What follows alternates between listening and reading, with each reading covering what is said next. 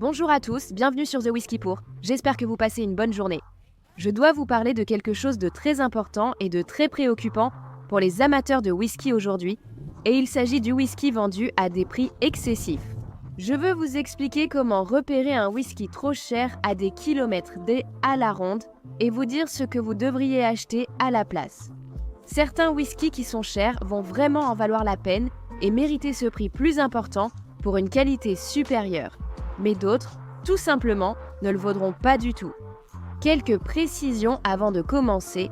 Un whisky cher n'est pas forcément mauvais, c'est même souvent l'inverse.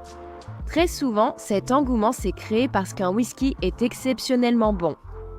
Il se peut simplement qu'il ne soit pas assez bon pour justifier tout cet argent dépensé, mais très souvent, les whiskys chers, Macallan, je pense à toi, sont vraiment très bons.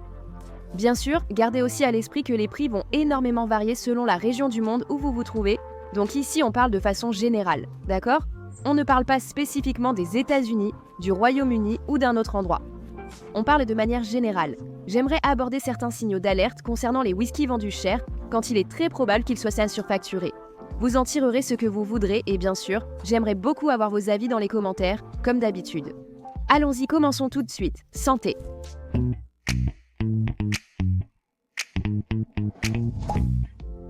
Je pense que la première chose dont je veux parler, c'est pourquoi le whisky devient trop cher. Et l'une des principales raisons, c'est la rareté et la distribution. Souvent, quand il y a des lots limités, de petits mots marchés ou des éditions réservées à l'exportation, la valeur perçue de certaines de ces bouteilles va s'envoler et on va penser que le whisky vaut bien plus qu'il ne vaut réellement. Même si c'est juste de la qualité standard, les gens pensent automatiquement que ça vaut ce prix supplémentaire. Il y a aussi clairement des choses comme l'engouement autour de certaines marques. Pensez à des marques comme Macallan ou Blanton's. Ces produits ont connu une forte demande et une offre insuffisante. Ainsi, les gens estiment que ces bouteilles sont forcément de meilleure qualité et justifient leur prix plus élevé. Il y a aussi clairement un facteur, le packaging, qui influence vraiment le prix du whisky, et c'est quelque chose auquel les gens ne pensent pas. Et je ne parle pas seulement du fait d'acheter un whisky cher qui se trouve dans une carafe extravagante ou une boîte en bois luxueuse ou ce genre de choses. Même quand le whisky est vendu dans un tube plutôt que sans tube, cela coûte plus cher à la distillerie, donc ce coût supplémentaire sera répercuté sur le consommateur, c'est comme ça que ça marche. Le marché secondaire du whisky joue aussi clairement un rôle énorme dans la fixation des prix de base des bouteilles. Par exemple, si un détaillant de whisky voit qu'une bouteille spécifique se vend aux enchères à un prix très élevé, il pourrait augmenter un peu ses propres prix parce qu'il pense pouvoir obtenir ce montant de la part du consommateur, puis les autres détaillants de whisky pourraient s'aligner sur ces prix, etc. C'est un cercle vicieux qui se répète. Petite parenthèse. Si la vidéo devient plus sombre, c'est parce qu'on approche de l'hiver à Londres, donc il fait nuit tôt même s'il n'est pas très tard. Oui, est-ce que je vais quand même rester ici dans le froid pour parler de whisky avec vous ? Bien sûr que oui. Santé! Une autre raison pour laquelle certains whiskys peuvent être trop chers, c'est à cause de la réglementation. Les droits d'importation, les taxes spéciales sur le whisky. La valeur peut parfois être faussée par toute la logistique. Parlons de la façon de repérer une bouteille vendue trop chère dans la nature. Il y a quelques éléments à surveiller et ce ne sera pas une méthode infaillible, mais cela va certainement vous guider et vous aider à avoir une bien meilleure idée. L'une des principales choses à surveiller, et cela peut sembler évident, c'est si on a une grande marque, un produit de base, avec un prix élevé, c'est très probablement la recette d'une bouteille qui ne vaut pas son prix. Donc, si vous voyez quelque chose qui est, vous savez, à 40 ou 43%, qui n'est pas affiné dans quelque chose de particulièrement spécial et qui est vendu au prix d'une édition de luxe, il vaut mieux passer son chemin. Les bouteilles qui n'ont pas d'indication d'âge. Maintenant, j'hésite à dire ça parce que je ne veux pas que ça donne l'impression que les whiskies sans indication d'âge ne peuvent non pas être très bons et qu'ils ne valent que pas leur prix, car très souvent ils le valent, et l'indication d'âge sur une bouteille n'est pas toujours représentative de ce qu'il y a à l'intérieur. J'en ai déjà parlé sur ma chaîne et au cas où vous ne le sauriez pas, l'indication d'âge sur la bouteille correspond toujours à l'âge du whisky le plus jeune qu'elle contient. Donc, Les indications d'âge ne sont pas toujours représentatives de la qualité du whisky, mais si vous voyez une bouteille sans indication d'âge qui est vendue au prix d'un whisky de 18 ans, il y a de fortes chances qu'il y ait une promotion derrière qui ne vaut peut-être pas le coup. Les produits qui sont suremballés. J'en ai déjà parlé brièvement, mais vous savez, tout ce qui est dans un tube ou dans une boîte avec de belles dorures ou des choses comme ça, ou une gravure, cela a un coût et doit être payé par quelqu'un. Donc peut-être que ce sera vous, peut-être pas. Il y a aussi les bouteilles allouées. Il y a tout un aspect du whisky et je ne suis pas du tout contre ça, mais dans l'univers des amateurs de whisky, il y a les gens qui aiment boire et les gens qui aiment collectionner et investir. Et c'est tout à fait normal. Mais si vous voyez des bouteilles allouées, elles ont beaucoup plus de chances d'être achetées par des investisseurs.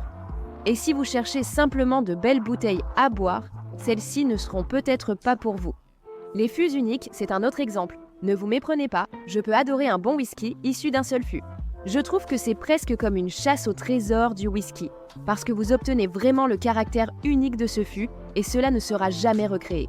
Et il y a quelque chose, c'est vrai qu'ils sont très populaires, mais il y a quelque chose d'unique et d'amusant là-dedans, et ne vous méprenez pas, comme je l'ai dit, je peux adorer un whisky single cask, mais gardez à l'esprit que vous payez un supplément parce que c'est un fût unique. C'est à vous de décider si vous voulez dépenser ce supplément ou non. Je dirais que, quand vous tombez sur un whisky à fût unique qui est vraiment bon, personnellement, je pense que le petit supplément à payer en vaut la peine. Il y a aussi les collaborations avec des célébrités. Là encore, il y en a des bonnes. Il y en a vraiment certaines que j'aime beaucoup, mais évidemment, vous payez aussi le fait que la distillerie a rémunéré l'influenceur ou la célébrité pour collaborer avec elle, donc ils ont dû dépenser cet argent supplémentaire et bien sûr, cela va être répercuté sur le prix consommateur. Donc, comme je le dis, il y en a qui sont bonnes, donc je ne les critique pas toutes, mais souvent elles ne valent pas vraiment leur prix. Disons-le comme ça. Mais ce qu'il faut surtout retenir de tout ça, c'est qu'il faut essayer de ne pas acheter juste parce que c'est rare. Essayez d'acheter du whisky. C'est évidemment plus facile à dire qu'à faire, mais j'espère que ces petits conseils et astuces pourront vous aider. Je voudrais passer en revue quelques bouteilles de grandes marques et vous dire ce que je recommanderais d'acheter à la place.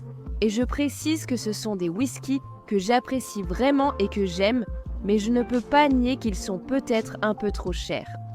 Commençons donc par le Macallan 12 Sherry. La première alternative est le Tamdhu 12. Celui-ci est vieilli à 100% en fût de sherry, donc vous allez retrouver cette touche riche et profonde de sherry qu'on attend de la part d'un bon Macallan.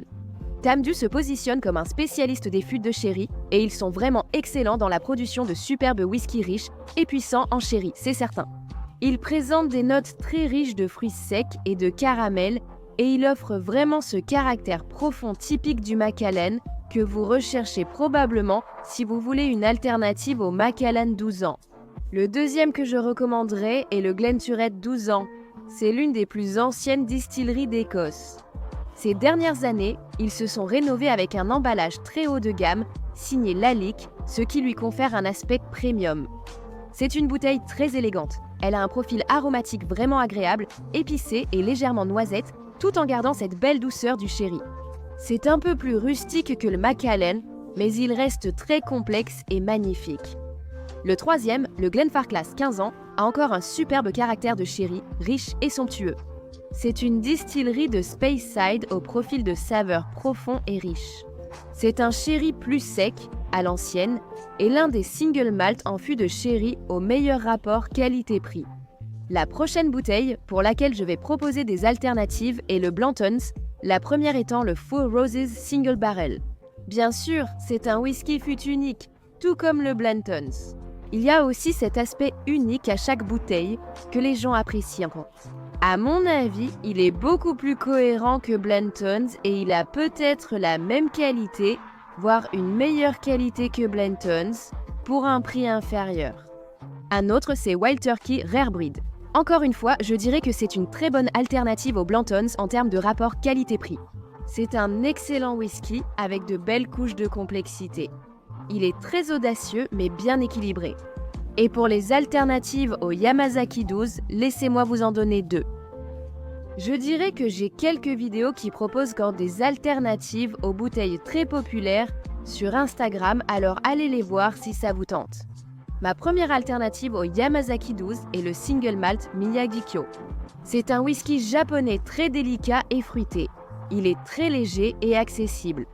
Un prix beaucoup plus bas pour un très bon whisky japonais facile à boire. Il est aussi beaucoup plus disponible. Je mentionnerai aussi Takatsuro Pure Malt, qui est en fait un mélange de whisky provenant de Miyagi-Kyo et aussi de Yoichi. Donc, il a ce côté fruité et floral de Miyagi-Kyo avec un peu de côté fumé de Yoichi, et tout cela s'assemble pour créer un whisky vraiment équilibré et toujours élégant. C'est un whisky très équilibré et précis, et personnellement, je l'aime beaucoup. J'espère que ce que vous retiendrez principalement de cette vidéo, c'est qu'il faut dépenser en fonction des caractéristiques et non du statut. Donc, lorsque vous achetez un whisky, regardez des éléments comme ça. Est-il bien vieilli? A-t-il un bon degré d'alcool?